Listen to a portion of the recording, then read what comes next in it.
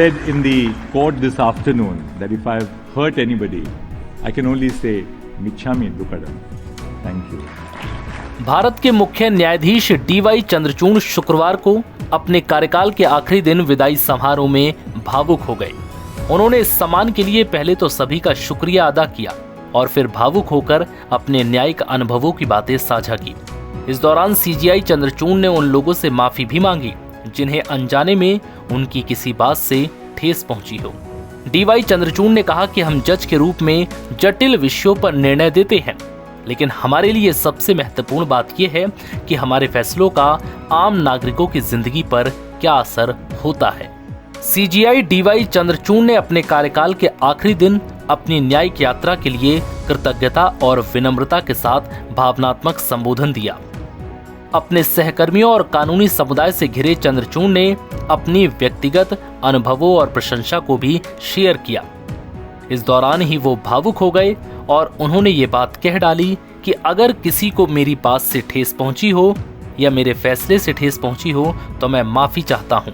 उन्होंने कहा कि मेरा ये इरादा नहीं था, कृपया मुझे माफ करें। इस दौरान सीजीआई ने अपने परिवार, माता पिता, निजी जिंदगी के साथ ही करियर से जुड़ी तमाम बातें शेयर की और अपने अनुभव भी साझा किए। न्यायमूर्ति चंद्रचूड़ ने भारतीय न्यायपालिका की परंपराओं के प्रति अपनी प्रशंसा व्यक्त करते हुए कहा कि एक युवा वकील के रूप में उन्होंने तर्कों की कला देखी और अदालत में काम करने के महत्वपूर्ण गुण सीखे।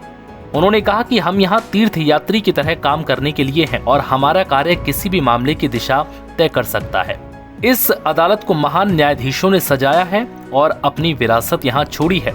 अपने कार्यकाल के दौरान प्रेरणा के स्रोत पर चर्चा करते हुए उन्होंने कहा, जब आप मुझसे पूछते हैं कि मुझे क्या प्रेरित करता है तो यही है, ये न्यायाधीश के रूप में एक यात्रा है। मैं आप सभी का धन्यवाद अदा करता हूँ। आप सभी ने मुझे कानून और जीवन के बारे में बहुत कुछ सिखाया। आज भी 45 मामलों को निपटाते हुए मैंने जीवन के बारे में बहुत कुछ सीखा। अपने विदाई समारोह के दौरान चंद्रचूड़ ने अपने उत्तराधिकारी जस्टिस संजीव खन्ना के बारे में भी कहा। उन्होंने कहा कि मेरे जाने के बाद भी इस अदालत में कोई फर्क नहीं आएगा, क्योंकि जस्टिस खन्ना जैसा स्थिर और गरिमामय व्यक्ति इस पद को संभालेगा।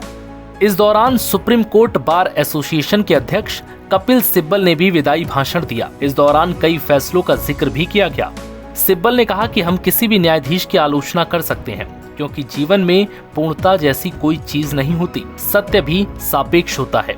हमें किसी न्यायाधीश का मूल्यांकन उस समय के संदर्भ में करना चाहिए जिसमें वो जी रहे हैं। जस्टिस चंद्रचूड़ के बारे में लिखते समय हम उनके निर्णय, उनकी सादगी, धैर्य और शांत स्वभाव पर चर्चा करेंगे। ये सभी गुण उन्हें इस देश के महानतम न्यायाधीशों में से एक बनाते हैं। एनबीटी ऑनलाइन की report. I said in the court this afternoon that if I've hurt anybody, I can only say Michhami Dukadam. Thank you.